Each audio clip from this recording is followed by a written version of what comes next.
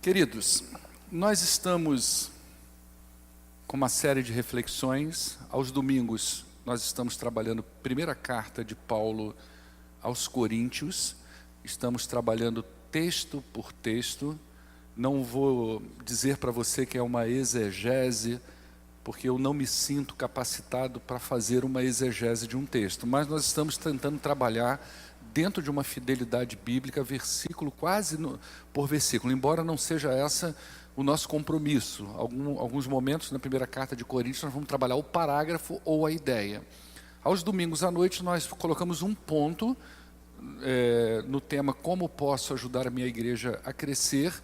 Nós agora entraremos na quinzena da juventude e quando nós voltarmos, provavelmente o pastor não voltará automaticamente nesse tema, porque eu tenho sentido a necessidade de pregar também salvação, evangelismo no domingo à noite, tá? E às quintas-feiras nós estamos com esse tema, abatidos mas não destruídos, onde na semana passada nós encerramos uma primeira etapa dele. Então nós ficamos aí algumas quintas-feiras trabalhando preocupações, ansiedades. Na semana passada o pastor distribuiu para vocês um material. Não sei, não vou me arriscar nem perguntar o que vocês fizeram com aquilo, mas que Deus faça uso na sua vida daquele material, tá? Mas eu quero só, em relação à semana passada, lembrar de algumas coisas que eu falei bem no finalzinho da reflexão.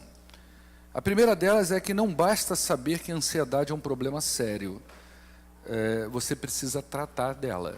Então, você vir para cá, durante 5 quintas-feiras, estudar sobre ansiedade, isso não resolve as suas preocupações se você realmente não colocar isso em tratamento, tá? Passar na porta da academia não deixa ninguém com corpo bacanão, tá, irmãos? Não basta apenas conhecer a solução, você precisa buscar isso. Então, não basta apenas você ler o material ou ouvir aqui qual é o tratamento que você precisa dar à sua vida em relação à ansiedade e preocupação. Você precisa buscar isso. Falei também que não basta apenas conhecer os sintomas, você precisa procurá-los e reconhecê-los também na sua vida. Então, nós falamos aqui de sintomas de ansiedade, então saber disso também não resolve. Eu preciso identificar isso em mim, preciso confrontar isso com a minha realidade. Falei também que não basta apenas reconhecer o pecado que causa ansiedade. Você precisa se arrepender dele. Por que eu usei esse termo? Em nenhum momento nós tentamos aqui demonizar a ansiedade, porque nós sabemos que a ansiedade é um processo que pode acontecer com qualquer pessoa. Mas uma das razões ou causas que o pastor pontuou a respeito da ansiedade é que ela está muito ligada à ideia da incredulidade, né? A confiança que é colocada em Jesus está acendendo uma luzinha vermelha. Essa confiança precisa ser trabalhada. Então, não basta apenas eu saber disso. Eu preciso me arrepender e tratar disso na minha vida.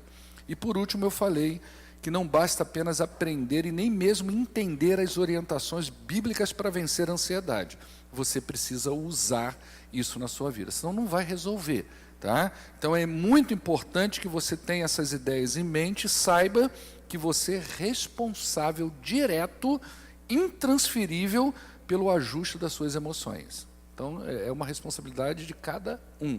Você pode ter um excelente orientador, você pode ter um excelente terapeuta, você pode ter um conselheiro muito bom, seja qual for a esfera desse profissional ou dessa pessoa. Mas se você não resolver isso na sua vida, se você não pegar isso e falar, eu vou lidar com isso, da forma como foi me orientada, essas coisas não vão resolver a sua vida por si só, tá? Abre a sua Bíblia em Salmos 42. Como hoje é temático, a gente não vai, o texto ele vai só embasar o nosso tema, eu vou usar outros textos, né? Então, capítulo 42, o Salmo 42, o verso de número 11,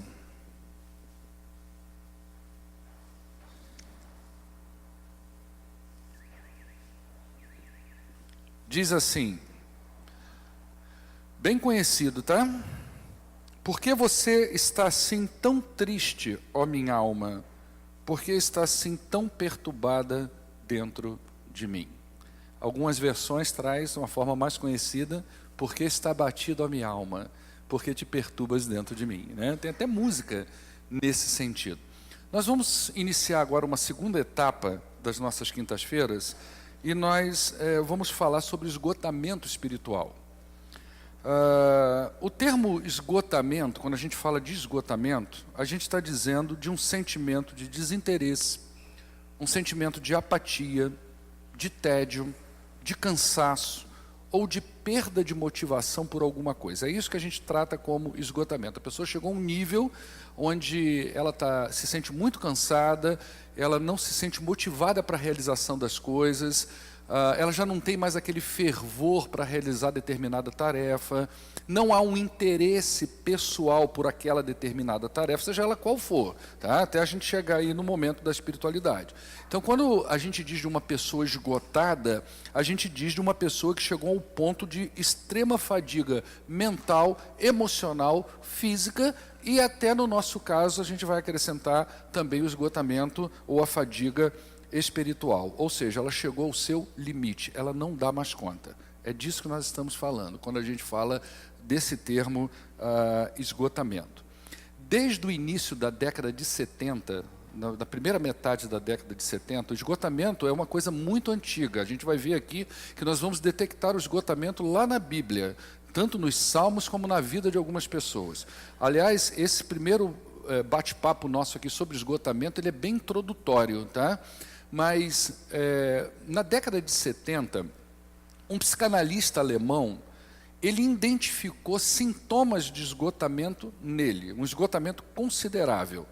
Todos esses sintomas que a gente falou aqui, perda de motivação, perda de vontade, de interesse, esse sentimento de cansaço, tédio, esse psicanalista experimentou na vida dele. A partir dali, nós começamos a conhecer o esgotamento espiritual com outro nome, que agora já é bem divulgado, inclusive a revista da MCA traz um estudo sobre isso, que é a síndrome de burnout. Alguém já ouviu falar nisso, né?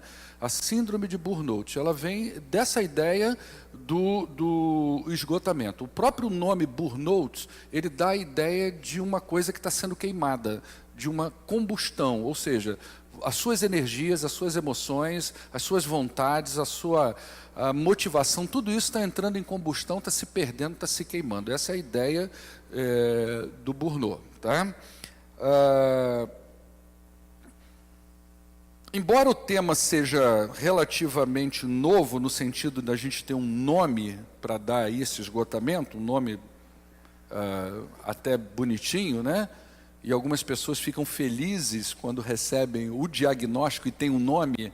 Isso é um cuidado muito grande. Eu me lembro que eu lidei muitos anos atrás com um jovem e ele um dia ele chegou para mim muito feliz porque ele tinha ido no psiquiatra e o psiquiatra tinha dado um diagnóstico para ele. Ele estava feliz porque ele era bipolar. Ele tinha um diagnóstico agora ele tinha um diagnóstico. Eu sou bipolar. Qual é o cuidado que se tem que ter com o diagnóstico? O cuidado é que as pessoas às vezes se escondem atrás dos diagnósticos. Ela começa a agir como tal e ela começa a justificar as suas ações em cima do seu diagnóstico. Então o diagnóstico não pode ser uma muleta para a gente, não pode ser uma bengala para a gente. Se a gente recebe um diagnóstico em qualquer área, a gente está recebendo aquilo para tratar, para cuidar e não para se esconder atrás do diagnóstico, né?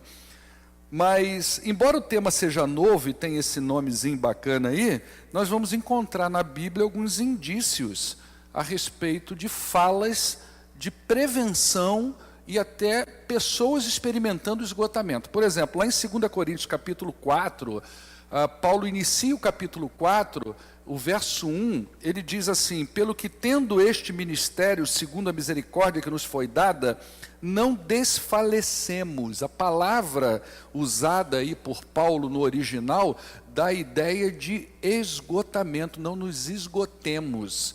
Por que Paulo está usando isso? Porque o capítulo 3 ele vai falar de vida abundante, ele vai falar de vida pela graça, ele vai falar das dificuldades, mas ele está fortalecendo aqueles crentes no seguinte sentido: olha, uma vez que nós recebemos da parte de Deus esse ministério lindo que ele deu para a gente não pode se sentir desanimado, cansado, pelo contrário, nós temos que nos fortalecer. Aos Gálatas, Paulo escreve: não nos cansemos de fazer o bem, porque ao seu tempo, se não ceifarmos e não desfalecermos, aí já o termo é oriundo a mesma palavra, mas o verbo aí dá a ideia de pessoas que foram enfraquecidas até a exaustão. Paulo já está alertando isso. Se a gente não for enfraquecido, se a gente não chegar ao ponto da exaustão da vida, nós vamos colher boas coisas da parte de Deus.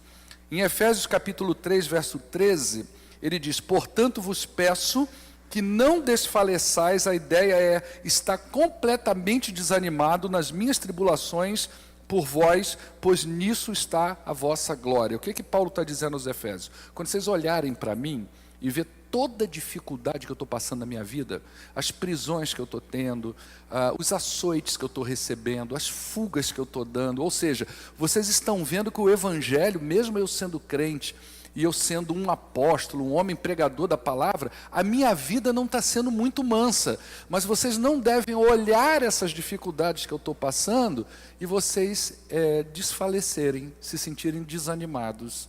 Pelo contrário, isso precisa fortalecer vocês e não desanimar a vida de vocês, tá?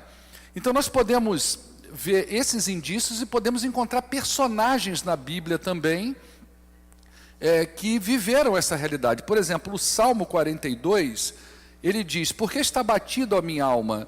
Por que te perturbas dentro de mim? O salmista, ele expressa nas suas palavras uma angústia interior. Alguma coisa não está bem na vida dele, a alma dele está perturbada, a alma dele está abatida. Não é o corpo que está cansado, é interno, é um esgotamento, é uma fraqueza, é uma exaustão que ele diz: a minha alma está completamente abatida. No Salmo 69, Davi, ele expressa também muito bem os seus abatimentos. Ele diz: salva-me, ó Deus, porque as águas me sobem até a alma. Olha o que ele está dizendo: eu estou me sentindo como se eu estivesse afogado, eu estou me sentindo, eu não sei se você já viveu isso, mas sabe aquela fase da vida que a gente pensa assim: meu Deus, o que eu preciso é botar só o narizinho fora d'água. Já sentiu isso? A vida está tão difícil, eu estou me sentindo tão esgotado, tanta coisa me sufocando, que eu preciso ser levantado para pôr a cabeça do lado de fora para respirar. É isso que Davi está expressando aqui nesse salmo. Depois ele vai dizer assim: eu estou atolado em profundo lamaçal que não dá pé, eu estou nas profundezas das águas e a corrente me submerge, estou cansado de clamar, secou-se a minha garganta, os meus olhos desfalecem de tanto esperar pelo meu Deus. O que ele está dizendo? Além de estar passando toda essa dificuldade, eu tenho orado, e eu não consigo ver uma resposta de Deus para a minha vida. Isso é até sintomático. Ele diz: minha garganta já está seca, os meus olhos choram, já estou cansado de chorar, estou ficando até desidratado de tanto chorar, né? Então ele está expressando toda a angústia, todo o sofrimento da sua alma nas suas palavras, né? No Salmo 73, Asaf, ele diz: quanto a mim, porém, eu quase me resvalei os pés, pouco faltou para que eu se desviasse os meus passos. Com efeito, inutilmente conservei puro o coração e lavei as mãos na inocência, pois de contínuo sou afligido e cada manhã sou castigado. Esse salmo ele é muito interessante, porque o Asaf, o que ele fala? Ele diz assim: olha, eu não estou entendendo nada, porque eu estou olhando a vida daqueles que não servem a Deus, os caras não ficam doentes, os caras não passam necessidade, os filhos deles não têm problema, e eu que sirvo ao Senhor fico doente, estou duro, não como direito, os meus filhos estão na perrenha. Ou seja, tem um negócio errado nisso aí. E quando ele vê tudo isso, ele diz: eu quase perdi a minha fé, os meus pés quase tropeçaram. Pelo contrário, quando ele olha para ele, ele pensa: olha, sabe o que está acontecendo? Deus está abençoando o ímpio e eu que sou crente sou castigado e maltratado todo dia. É isso que Asaf está falando. Isso dá desânimo, Isso abateu a alma dele. É importante que você leia o Salmo todo para você ver a estratégia que Asaf usou para sair dessa situação. Como que ele saiu, como que ele mudou. Lembra que a gente trabalhou pensamentos distorcidos? O que Asaf usou para sair desse pensamento e como que a vida dele deu um upzinho depois que ele reestruturou a sua memória em relação à vida espiritual. Tá? Não podia faltar nessa lista o famoso Jó, que é homem mais afligido e mais abatido que Jó. Olha o que ele diz no capítulo 30, a partir do verso 16. Agora dentro de mim se me derrama a alma, os dias da aflição se apoderaram de mim. A noite me verruma os ossos e os desloca, e não descansa o mal que me corrói. Deus, tu me lançastes na lama e tornei semelhante ao pó e à cinza. Eu clamo a ti e tu não me respondes. Tu foste cruel comigo, pois eu sei que me levarás à morte e à casa destinada a todo vivente. Ele já disse para Deus, eu já sei onde eu vou parar. É o lugar onde todo ser vivo para, na morte. E a história dele foi outra, né? A história de Jó, o final de Jó do filme aqui foi outra. Mas nesse momento da aflição, é por isso que eu sempre digo, irmãos, nós construímos a nossa fé baseado no passado. Nós olhamos para trás. Nós pegamos esse material, lemos essas experiências e construímos a nossa fé. Esses homens, eles não construíam a fé olhando só para trás, embora pudesse olhar para trás, mas eles olhavam também para uma perspectiva futura, de um Messias. O próprio Jó vai dizer, eu sei que o meu Redentor vive e que por fim será levantado sobre a terra. Mas enquanto o sujeito está vivendo isso, irmãos, é o terror na vida dele, é o terror no coração dele. É porque você já sabe o final. Mas Jó não sabia, né? Então nós temos aqui Jó nessa situação. Outro personagem importantíssimo que não podia faltar, chama o profeta Elias, o poderoso profeta Elias. Olha só, chegou a dar porção dobrada do seu espírito para o seu discípulo, um camarada realmente poderoso nas mãos de Deus, mas ele diz, basta, toma agora, ó Senhor, a minha alma, pois eu não sou melhor do que os meus pais. E ele fala isso, sabe em que momento da vida dele? No momento, olha só que coisa interessante, né? Ele vive uma experiência grande com Deus, que é aquele evento dos 400 profetas de Baal, fogo desce do céu, o sujeito vê uma coisa que acho que todos nós gostaríamos de ver, Deus atuando dessa forma, mas logo depois ele ouve que Jezabel queria cortar a cabeça dele, sei lá fazer o que com ele. Ele entra em depressão quase. Ele vai entrar numa caverna, ele vai viver todo aquele tormento, todo aquele esgotamento. Ele chega a dizer, eu não aguento mais isso, eu não aguento mais essa vida de sofrimento. Acaba logo com esse negócio, né? Outro também que não podia faltar aqui, o poderoso Moisés. A Bíblia diz lá em Números, então Moisés ouviu chorar o povo por famílias, cada um à porta da sua tenda. Olha a visão de Moisés, aquele monte de tenda, 6 milhões de pessoas, cada um saindo da porta da sua tenda e todo mundo chorando. E olhando para Moisés. E a ira do Senhor grandemente se acendeu e pareceu mal aos olhos de Moisés. Moisés então falou ao Senhor, por que me fizeste mal ao teu servo? E por que não achei favor aos teus olhos, viste que puseste sobre mim a carga de todo este povo? Concebi eu, porventura, todo este povo?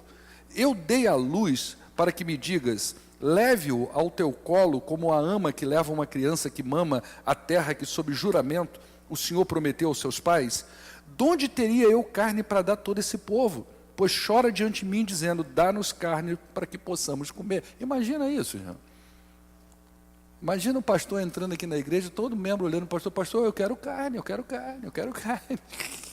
Pois é, ele não aguentou aquilo, não é?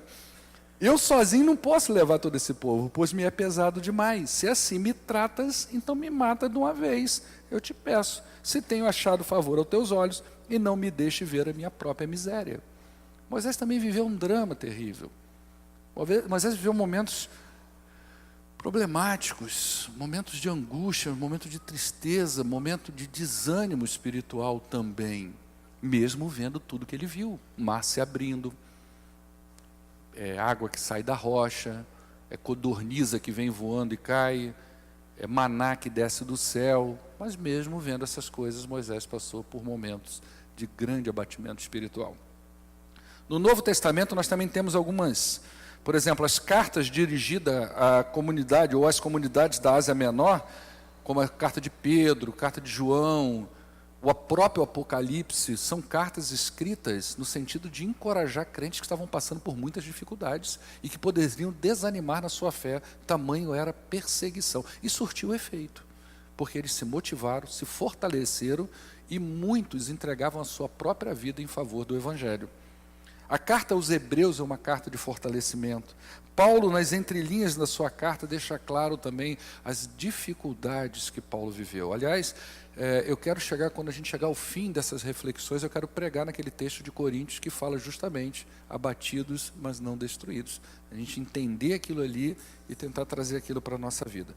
Esses exemplos, todos esses exemplos, eles servem para nos mostrar que nós não estamos sozinhos, que todos nós podemos passar por momentos difíceis na vida. Então, se você que veio aqui hoje está passando dificuldades na sua vida, e às vezes você tende até a falar para si mesmo, poxa vida, eu acho que Deus não me ama, Deus não gosta de mim, eu não sou crente, eu não tenho o Espírito Santo de Deus, ou qualquer coisa dessa natureza, não desfaleça sua alma. Homens importantes da Bíblia passaram coisas semelhantes ou até piores do que o que você pode estar passando na sua vida. Então hoje a gente olha para trás e esses testemunhos, essas coisas que nós lemos, elas devem servir para fortalecer a nossa fé e para que a gente perceba que esse sentimento, esse esgotamento é comum a outras pessoas também. Tá?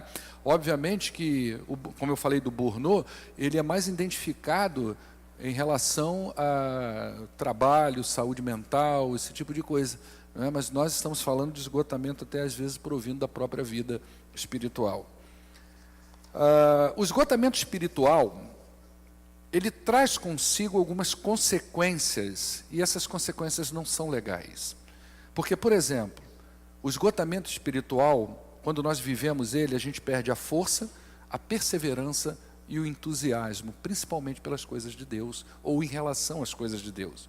Uma pessoa com falta de vigor espiritual, ela tem todo o seu ser, corpo e alma afetados por isso. Aquilo abate a gente. Algumas pessoas entram em estado depressivo em função do esgotamento. Não é que o esgotamento seja o estado depressivo, mas uma coisa pode, em algum momento, andar junto com a outra. A pessoa se sente tão fatigada, tão esgotada, tão desanimada, que ela entra num processo depressivo. Então ela perde a força, ela perde o vigor, ela perde a força para perseverar na vida espiritual e automaticamente perde o entusiasmo pelas coisas de Deus. É o que a gente chama hoje, sabe de quê? De perda do primeiro amor. Lembra disso? Alguém lembra que o dia que converteu, como é que foi? A gente queria fazer tudo, eu não sei quanto a vocês, mas na época na minha igreja eu estava botando laje na igreja, e eu chegava para o pastor, estou dentro, balde de cimento, qualquer coisa, eu quero é trabalhar para o Senhor. Tudo, pedia para orar, orava, pedia para evangelizar, eu ia, tudo, o Paulo Marcos estava lá, Senhor, primeiro amor, aquele fervor espiritual, aí vem o abatimento, esgotamento, a pessoa perde esse entusiasmo. Ela perde essa força, e isso vai minimizando, ela já não se interessa tanto pelas coisas do Senhor, ela permanece na fé, muitas vezes, por uma questão de consciência. Todos nós temos um pouco disso, essa ideia do estar ligado a uma religião, a não ser que o sujeito seja ateu, e aí é uma outra história, mas enquanto sujeitos da fé, nós temos essa necessidade de estar ligado a um sistema religioso, seja ele qual for. Uns é crente, outros são católicos, outros é espírita, o outro é muçulmano, mas está ligado num sistema religioso. É um ser humano que acredita em alguma coisa após a morte. E a gente não pode estar ligado na fé só por causa disso. Principalmente nós crentes em Cristo Jesus. O nosso vínculo com Jesus, a nossa realidade com Jesus é muito para além do sistema religioso. É uma coisa de vida. É uma coisa nova que aconteceu dentro da gente. É uma visão nova, é um mundo novo. Sábado agora nós vamos iniciar aqui a quinzena da juventude, cujo tema é Vivendo o Reino. E hoje eu estava já dando uma olhada em algumas coisas que eu vou falar sábado aqui, como é que essa ideia de reino está para além de mudança de pensamento, como é que arrependimento, não é aquela palavra metanoia que tem ali na Bíblia, principalmente lá em João, se não me engano, Mateus capítulo 3, verso 2, arrependei-vos porque é chegado a vós o reino dos céus. Essa ideia de metanoia não é só pensar diferente, é uma coisa divina. É quando o ser Deus passa para você. É quando há um mergulho, uma imersão espiritual, que nós batistas chamamos isso de batismo no Espírito Santo. Para nós batistas, o batismo no Espírito Santo não é uma segunda experiência espiritual, mas é uma experiência espiritual que o sujeito vive no dia da conversão dele, onde o espírito dele é imerso, totalmente abarcado pelo Espírito de Cristo, batizou, imergiu. E nesse processo de imersão entre o espírito humano e o Espírito de Cristo, há uma transmissão de DNA. É quando Cristo começa a passar o dele para você. E começa então um processo de transformação de vida. Aí vai atingir o seu pensar, o seu sentir e o seu agir. Mas é muito para além da religião isso. Isso é uma experiência espiritual que nós temos com Cristo no ato da nossa conversão. Então, se você tem vivido esgotamento de alguma área da sua vida, não se desanima com isso, não se acha menos digno diante de Deus do que qualquer outra pessoa, porque outros homens na Bíblia passaram por isso, e todos nós, qualquer pessoa, está sujeito a viver alguma coisa parecida com essa. O próprio salmista, ele diz, no Salmo 42, agora nos versos 3 e 4, as minhas lágrimas têm sido meu alimento dia e noite, enquanto me dizem continuamente, o teu Deus, onde está? Essa é a pergunta que a gente faz no esgotamento. O teu Deus, onde está? Por que ele não vem ao meu socorro, né? Lembro-me destas coisas, disse o salmista, e dentro de mim se me derrama a alma, de como eu passava e com a multidão, como eu passeava com a multidão do povo e os guiava em procissão à casa de Deus, entre gritos de alegria e louvor e multidão de festas. Sabe o que o salmista está falando? Eu perdi o entusiasmo e a alegria de viver junto com o Senhor, de desfrutar das coisas do Senhor. Porque o esgotamento espiritual, ele faz isso. Ele tira de você a alegria de servir ao Senhor. E o salmista está expressando justamente isso. Eu me lembro daqueles tempos, eu guiava aquele monte de gente, a gente ia para a igreja, a gente caminhava. Você já ouviu gente falar isso? Poxa, mas a gente fazia isso, a gente fazia aquilo. Mas agora ele não tem mais essa força, ele não tem mais esse entusiasmo, porque está com a alma abatida. É claro que tem outras razões, mas nós estamos tratando dessa especificamente, né? Outra perda importante, outra consequência importante, tem a ver com a noção do privilégio que é servir ao Senhor. Pessoas esgotadas, elas focam tanto no seu cansaço, que não tem mais ânimo para servir e nem vê valor em servir o Senhor. Perde o foco do seu chamado pessoal. Porque o foco agora é o quê? É o que eu estou sentindo. O foco agora é o quê? É o que eu estou vivendo. O meu foco agora é o meu cansaço, o meu tormento, o meu desgaste, o meu desânimo. E a gente perde o foco naquilo que é mais importante, que é servir ao Senhor. Eu costumo dizer, irmão, já disse isso aqui na igreja várias vezes, é claro que o que eu vou dizer agora é uma metáfora, não é que vai ser desta forma, tá? Mas quando nós chegarmos perto do nosso Senhor, a impressão que eu tenho é que aquilo que Ele vai pedir de nós é, me mostra as tuas mãos. Me mostra as tuas mãos. Como que você me serviu? Porque isso é importante. É no serviço ao Senhor que nós encontramos o próprio sentido da vida. Se você faz parte de uma comunidade religiosa, seja ela qual for, você não vê sentido em servir a divindade que aquela comunidade adora, você perde o próprio sentido de estar com essa comunidade. Porque o sentido está no servir. É para isso que nós fomos levantados, para servir.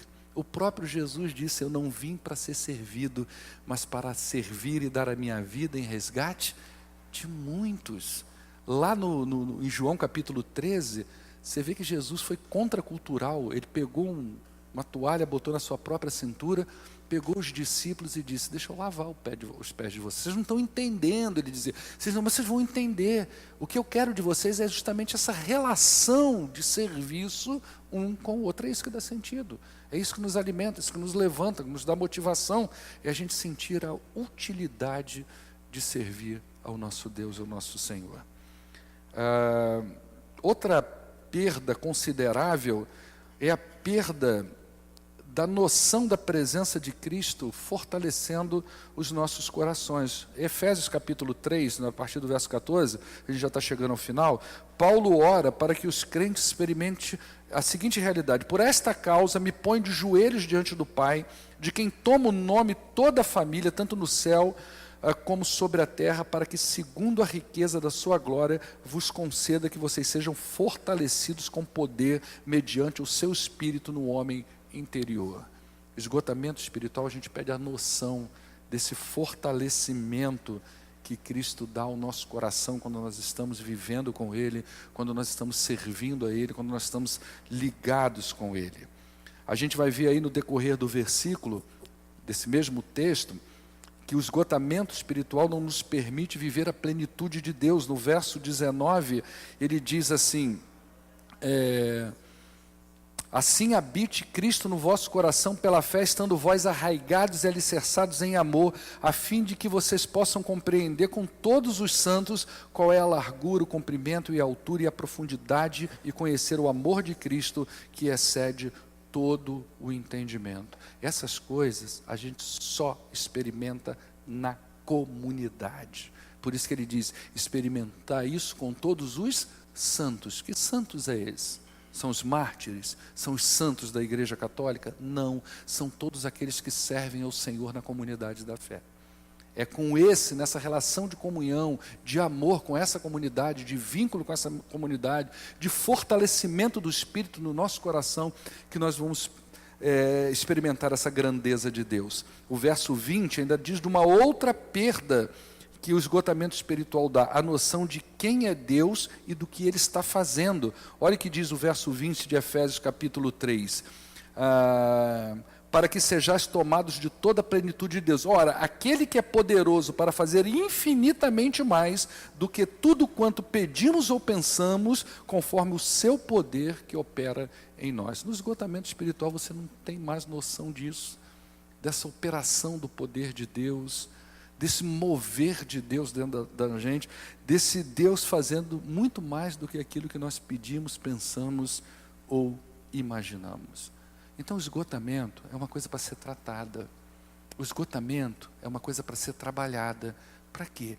Para a gente viver a plenitude de Cristo na nossa vida. Eu quero concluir dizendo o seguinte: essas perdas que eu acabei de falar, elas não são as únicas perdas que nós experimentamos no esgotamento espiritual. Na semana que vem nós vamos falar de algumas outras perdas.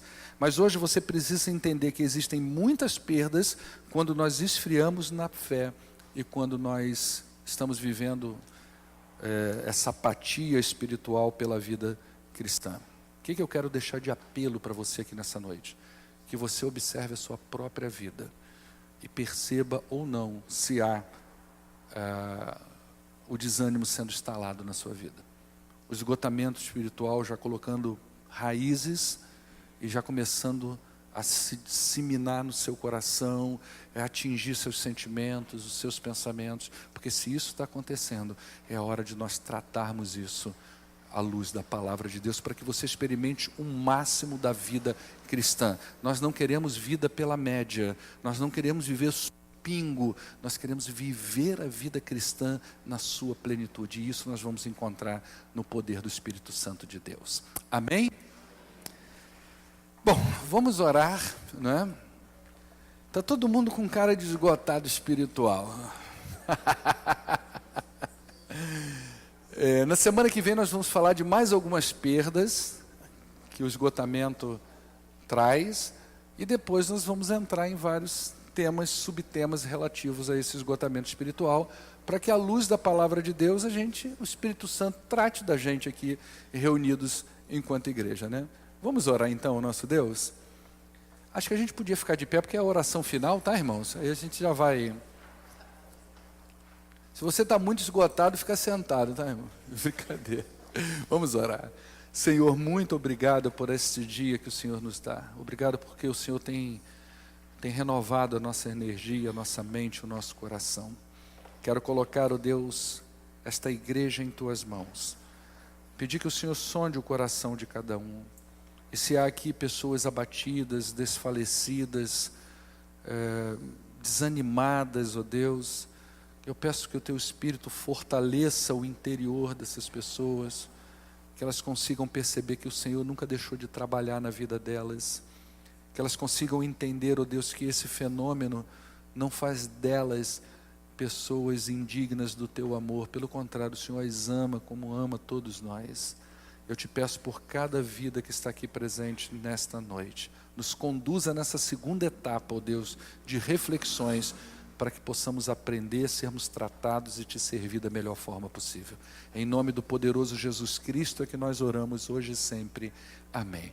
Dá um abraço na pessoa que está do teu lado, deseja a paz de Jesus para ela, que Deus te abençoe.